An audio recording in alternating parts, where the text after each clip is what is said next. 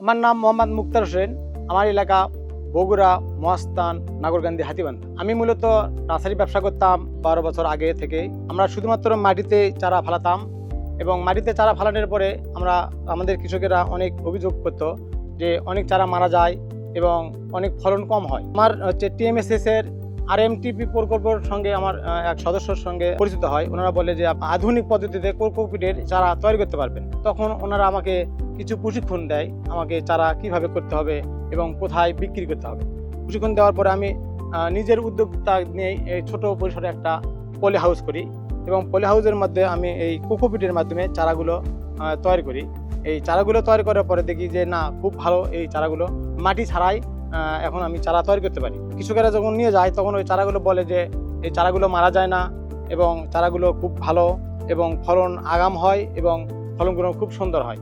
আমরা এই পলি হাউস থেকে 15 থেকে 20 লক্ষর মতন চারা উৎপাদন করি। এগুলো আমরা অনলাইন অফলাইন দুইভাবে বিক্রি করি। চারা বিক্রি করে প্রতি বছরে 40 থেকে 35 লক্ষ টাকা ব্যবসা করি।